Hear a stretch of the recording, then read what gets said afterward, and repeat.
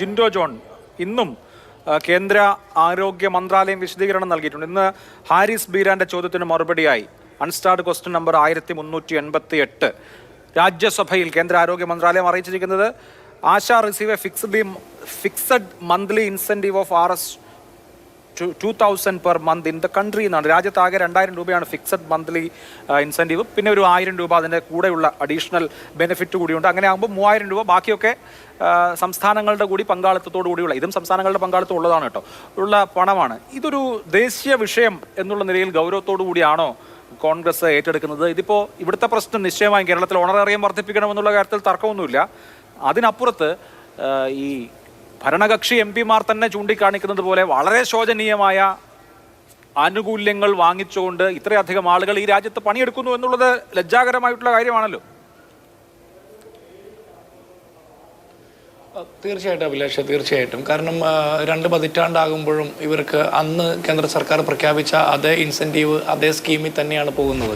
പക്ഷേ ഇവരുടെ ജോലിഭാരം വർദ്ധിച്ചിട്ടുണ്ട്, ഒരുപാട് ഇരട്ടി വർദ്ധിച്ചിട്ടുണ്ട്. ജീവിത സാഹചര്യം കുറെ കൂടി ദുസ്സഹമായിട്ടുണ്ട്. രാജ്യത്തെ വിലക്കയറ്റം, രാജ്യത്തെ ജീവിത സാഹചര്യങ്ങൾ എല്ലാ തരത്തിലും ആളുകൾക്ക് ഒരു രീതിയിൽ മുന്നോട്ട് പോകാൻ പറ്റാത്ത സാഹചര്യത്തിൽ കേന്ദ്ര സർക്കാർ ഇതിൽ അനുയോജ്യമായിട്ടുള്ള കാലാനുഗതമായിട്ടുള്ള തീരുമാനങ്ങൾ എടുക്കേണ്ടത് തന്നെയാണ്.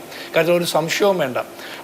ഞാനിപ്പോൾ ഇപ്പോൾ നമ്മൾ കേരളത്തിലെ സമരം ഇത്രത്തോളം ശ്രദ്ധിക്കപ്പെടാൻ കാരണം ഈ കേരളത്തിലെ സെക്രട്ടേറിയറ്റിന് പുറത്ത് ഈ ആശാ വർക്കർമാർ ഇവർ എത്രത്തോളം മോശപ്പെട്ടവരായിട്ടൊക്കെ CIT-കാരും CPM-കാരും ചിത്രീകരിച്ചാലും ഇവരുടെ ഈ സമരം കൊണ്ട് ഈ രാജ്യം മുഴുവനുള്ള ആശാ വർക്കർമാർക്ക് വലിയ നേട്ടം കിട്ടുന്ന സാഹചര്യം വരികയാണല്ലോ. കാരണം കേന്ദ്രത്തിൻ്റെ മന്ത്രിമാർ പോലും മറുപടി പറയേണ്ട സാഹചര്യം ഉണ്ടാകുന്നു. ഇന്ത്യൻ പാർലമെന്റിനകത്ത് പോലും ചോദ്യങ്ങൾ ഉയർത്തപ്പെടുന്നു.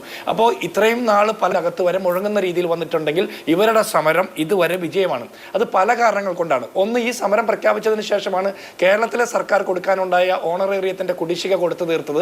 7000 എന്നുള്ള ഓണറേറിയം നിജപ്പെടുത്തി കൊടുത്തത്.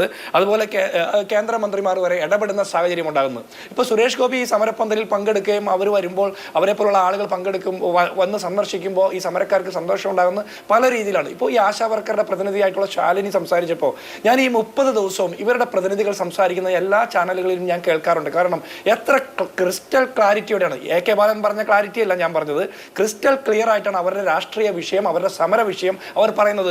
ഓരോ ദിവസവും ഓരോ പ്രതിനിധികൾ വരുന്നു. ഇത്രത്തോളം കൃത്യമായിട്ട് വസ്തുതകളെ പറഞ്ഞ് ബോധിപ്പിക്കാൻ കേരളത്തിലെ CPM-ന്റെ നേതാക്കന്മാർക്ക് പോലും കഴിയാത്തത് കൊണ്ടാണ് അവരെ പോലുള്ള ആളുകൾ, അവരുടെ ചാനൽ ചർച്ചാ പ്രതിനിധികൾ ഇന്നത്തെ ചർച്ചയിൽ പോലും പങ്കെടുക്കാൻ അവർക്ക് ധൈര്യമില്ലാതെ വരുന്നത്. അപ്പോൾ എല്ലാ രീതിയിലും ഇവരുടെ സമരം വിജയമാണ്. ഇവിടെയുള്ള പ്രശ്നം എന്താ? ഒന്ന്, സർക്കാരിന്റെ നയം. 2, സർക്കാരിനെ പ്രതിനിധീകരിക്കുന്ന ആളുകളുടെ നാക്ക്. സർക്കാരിന്റെ നയങ്ങൾ പരിശോധിക്കുമ്പോൾ കഴിഞ്ഞ ഇലക്ഷന് മുമ്പ് ഇവരുടെ പ്രകടന പത്രികയിൽ 700 രൂപയാക്കാം എന്നുള്ള പ്രഖ്യാപനം നടത്തിയത് എന്ത് പഠനത്തിന്റെ അടിസ്ഥാനത്തിലാണെന്ന് CPM-ന്റെ നേതാക്കന്മാർ പറയണം.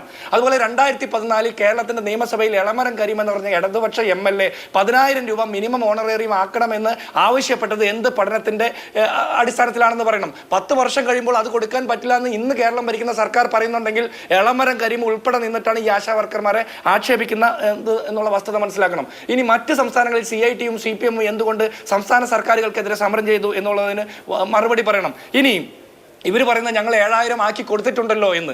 സംസ്ഥാന സർക്കാരിന് ഓണറേറിയം കൂട്ടാൻ വകുപ്പില്ലെങ്കിൽ പിന്നെ എങ്ങനെയാണ് ഇടതുപക്ഷ സർക്കാർ എന്ന് പറയുന്ന ഈ പിണറായി വിജയന്റെ സർക്കാർ 7000 ആക്കി വർദ്ധിപ്പിച്ചത്? ഇവർക്ക് അതിനുള്ള അധികാരമില്ലെങ്കിൽ എങ്ങനെ 7000 ആക്കി? സംസ്ഥാന സർക്കാർ കൊടുക്കുന്ന ജോലി ഭാരം 10 മടങ്ങ് ഇരട്ടി വർദ്ധിപ്പിച്ചിട്ടുണ്ട്. ഇനി സംസ്ഥാനത്തെ ആശാ വർക്കർമാരെ അവരെ തൊഴിലാളികളായിട്ട് പരിഗണിക്കണമെന്നുള്ള അവകാശം, ആ ആവശ്യം കേരളത്തിലെ CPM-നുണ്ടോ CIT-നുണ്ടോ?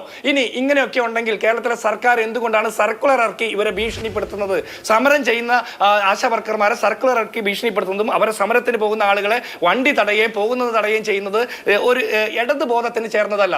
അതിനപ്പുറത്ത് ഈ സമരക്കാർ മഴയത്ത് കുതിർന്നിരിക്കുമ്പോൾ ടാർപോളിൻ ഷീറ്റ് വലിച്ചു കീറുന്ന പോലീസ് ഏമാന്മാരടക്കം ഈ സർക്കാരിന്റെ ആഭ്യന്തര നടപടികൾ എന്ന് പറഞ്ഞ ആഭ്യന്തര വകുപ്പിന്റെ നടപടികൾ എന്ന് പറഞ്ഞാൽ ഇത്രത്തോളം മ്ലേച്ഛമായിട്ടുള്ളത് എന്ന് പറയണം. ഇത്രത്തോളം അശ്ലീലം, സമരങ്ങൾക്ക് നേരെ നടത്തുന്ന അശ്ലീലമാണ് എന്ന് നമ്മൾ പറയണം. കാരണം കേരളത്തിന്റെ ചരിത്രം എന്ന് പറഞ്ഞാൽ പൊതുവെ ഇടത് ബോധമുള്ള ഒരു സമൂഹമാണ് കേരളത്തിൽ. ഈ ഇടത് ബോധമുള്ള സമൂഹത്തിന്റെ മുമ്പിൽ സമരക്കാർ മഴ നനയാതിരിക്കാൻ വേണ്ടി കെട്ടിയ ടാർപോളിൻ ഷീറ്റ് വലിച്ചു കെട്ടുക എന്ന് പറഞ്ഞാൽ അത് ഇടത് ബോധത്തിന് മേൽ നൽകുന്ന ഒരു അശ്ലീലമായിട്ട് വേണം നമ്മൾ അതിനെ കാണാൻ. ഇനി അതിനപ്പുറത്ത് എതിർ സമരം നടത്തിക്കൊണ്ട് ആശാ വർക്കർമാരുടെ സമരം പൊളിക്കാൻ നോക്കുന്ന CIT-ന്റെ നടപടി, ഇതൊക്കെ ഈ സർക്കാരിന്റെ നയപരിപാടികളുമായി കാണണ്ട. ഇനി നാക്കൊന്ന് നോക്കണ്ടേ? സാംക്രമിക രോഗം പരത്തുന്ന കീടമെന്ന് സമരക്കാരെ വിളിക്കുന്നു. അതുപോലെ സുരേഷ് ഗോപിയുടെ ഉമ്മ കിട്ടിയോ എന്ന് ചോദിക്കുന്നു. കുറ്റിച്ചൂല് സംഘടനയാണെന്ന് പറയുന്നു. മാധ്യമങ്ങളുടെ ക്യാമറയും മൈക്കും കാണുമ്പോൾ ഇവർക്ക് ഖരമാണെന്ന് പറയുന്നു. അനാവശ്യ സമരമാണെന്ന് ആരോഗ്യമന്ത്രി പറയുന്നു, ആട്ടിത്തെളിച്ചു കൊണ്ടുവന്നവരാണെന്ന് ധനകാര്യമന്ത്രി പറയുന്നു, പാട്ടപ്പിരിവുകാരെന്ന് CITU നേതാക്കന്മാർ പറയുന്നു, അരാജക സമരമെന്ന് CITUവിന്റെ നേതാക്കന്മാർ പറയുന്നു, ഈർക്കിൾ സംഘടനയെന്നും CITU എന്ന സമര സംഘടന പറയുന്നു. അതുപോലെ ആരോഗ്യമന്ത്രിയുടെ ആ ആഫീസിലെ വീട്ടിലെ CCTV ദൃശ്യങ്ങൾ കാണാതെ പോയത് ഇനിയെങ്കിലും ഈ 30-ാം ദിവസമെങ്കിലും ഒന്ന് കണ്ടുപിടിച്ചിട്ട് ആരോഗ്യമന്ത്രിയുടെ വീട്ടിലെ ഈ സമരക്കാരെ ആട്ടിപ്പായിച്ച ആ മഹാൻ ആരാണെന്ന് കൂടി കേരളത്തിന്റെ പൊതു മനസാക്ഷിക്ക് മുമ്പിൽ പറയണം. എന്നിട്ട് വേണം ഇവർ 232 രൂപ കിട്ടുന്ന ആളുകൾ അത് വർദ്ധിപ്പിക്കണമെന്ന് സമരം ചെയ്യുമ്പോൾ 7500 രൂപ പ്രതിദിനം കിട്ടുന്ന ആളുകൾക്ക് 13,000 രൂപയായിട്ട് വർദ്ധിപ്പിച്ചു കൊടുക്കുന്ന സർക്കാരിന്റെ നയങ്ങളെ ഇഴകീറി പരിശോധിക്കാനുള്ള ശേഷി, ചർച്ച ചെയ്യാനുള്ള ശേഷി കേരളത്തിലെ CPM നേതാക്കന്മാർക്ക് ഉണ്ടാകണമെന്ന് കൂടിയാണ് എനിക്ക് പറയാനുള്ളത്. ശരി.